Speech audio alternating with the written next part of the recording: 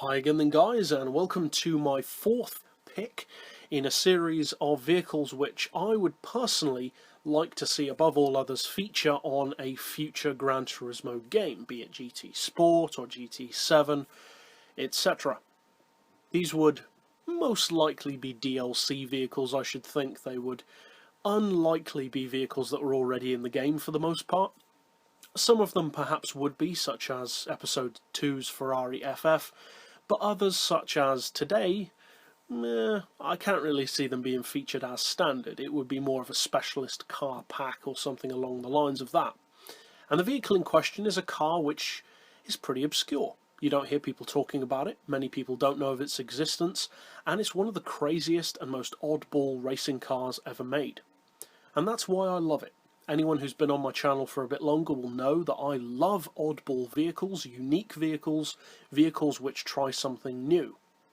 Cars such as fan cars, rotaries, gas turbines, anything like that I will have a huge amount of interest in. Electric cars even, hybrid racing cars, I will always be interested in that kind of tech. And this vehicle did that far before any of these other mainstream teams were doing so. 1935 is when this car comes from, and the car is called the Monaco Trossi, or the Trossi Monaco, depending on which way round you want to say it. And it's a Grand Prix car. You can kind of tell that from the way it looks. It comes from the era where safety was at a minimum. The cars weren't as fast as today, but they were a lot more dangerous, ultra lightweight, not a huge amount of power by today's standards, but still seriously quick and very, very scary, considering that they were essentially running on bicycle tyres, or not much better than that. And this car is one of the craziest and also most dangerous of them all. Now, the reason why I want it featured on the game is the engine. That is what the entire car is based around. With many vehicles, it's all about the engine. Everything follows on from the design of the engine to support that initial heart, as it were, of the design. And that is certainly the case with this vehicle. The entire car is built around the concept of the engine. And the engine wasn't unique for the car.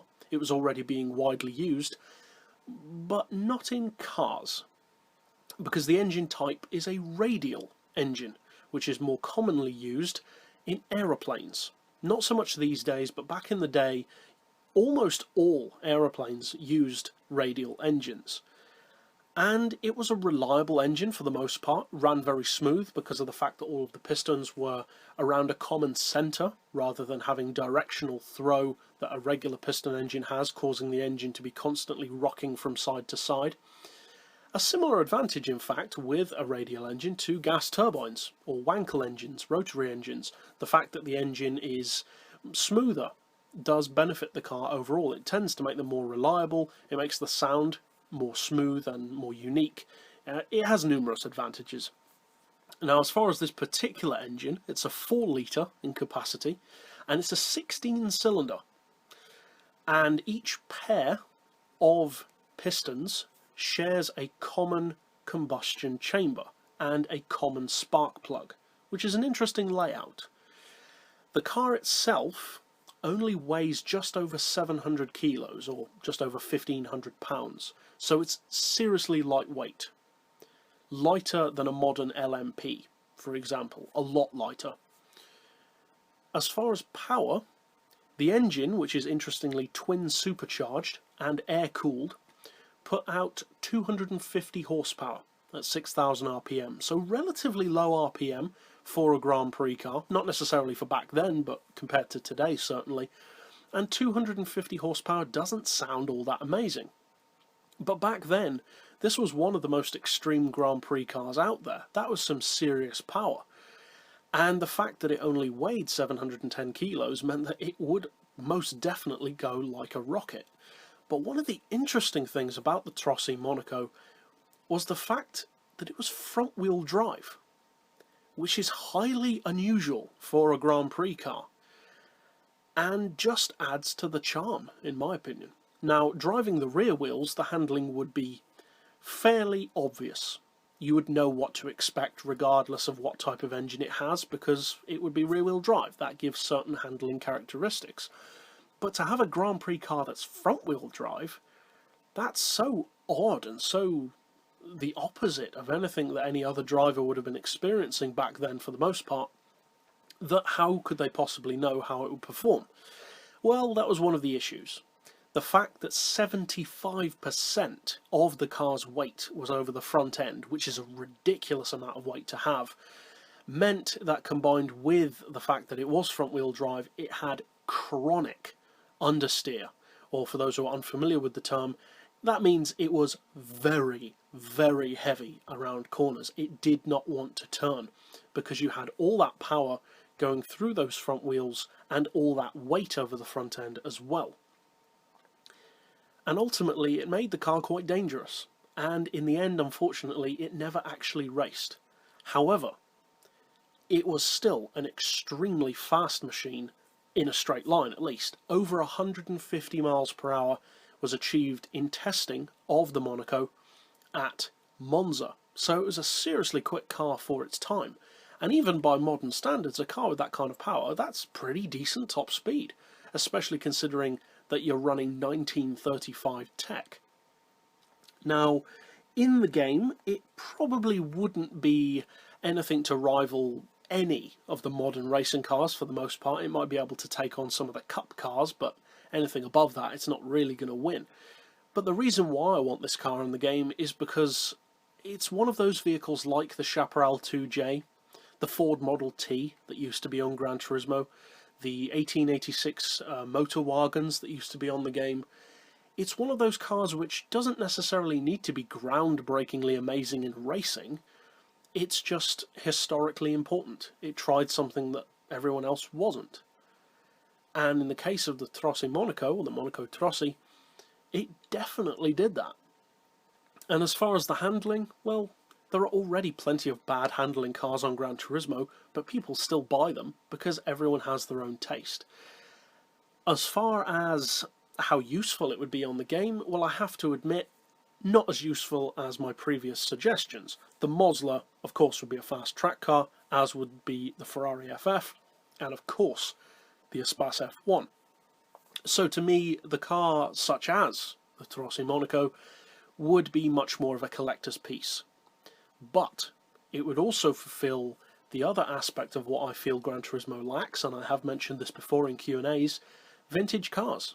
We just do not have enough vintage cars on the game. There's only one really, and that's the Audi Streamliner from 1937. So we need to bolster up that category of vehicles. There's so much character that cars back then had, and they approached performance in such a different way than cars even from a couple of decades later did, especially if you're talking about racing, such as Grand Prix racing.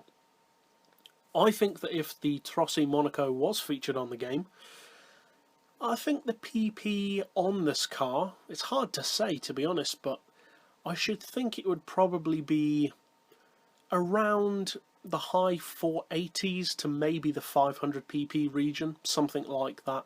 And I think with the right tuning and potentially with upgrades, it could actually be a pretty great little race car. Not an all-conquering Le Mans monster, of course, but in its own little way, I think it could be a cool car. As far as price, I think it would be pretty expensive. Now, if it was added as a DLC car, maybe not so much, because Gran Turismo 6's DLC cars have been pretty affordable for the most part. None of them really go above 2 million credits, which is the average for a prototype, which is what those 2 million credit cars were. The Vision GTs rarely go above 1 million, which for what they are is pretty good. So I think this car would be more expensive if it were a model that were already on the game on release day. If it were DLC, probably cheaper to encourage more people to get it. If it were a DLC vehicle, I would expect a price of probably 1 million credits. If it were included as a day one release, or already on the game in other words, I would personally like to see the car have a price tag of, say, 5 million credits. Now, it may sound strange to ask for a high price like that, but you have to have something to work towards. If I had it my way, it would be a car that you'd have to unlock, but that doesn't seem to be something that Gran Turismo likes doing anymore.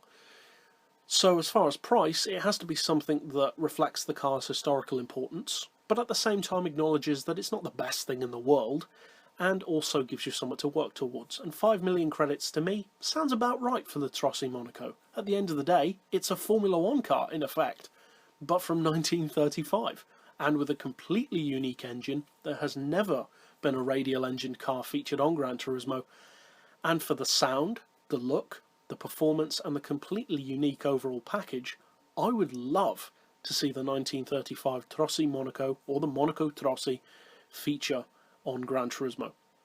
So that's it for this week's pick, and tell me down below, what would you like to see feature on GranTurismo? Maybe you'd like to see it as a DLC on GT6, maybe you're not so hopeful about that. What would you like to see on GT Sport? Or if you, like me, believe that GT7 is still coming out after GT Sport, what would you like to see feature on that game? What cars do you think are a sure bet, and what cars do you think might not make it? Feel free to slap that down in the comments below, but for now, as always, thanks for watching.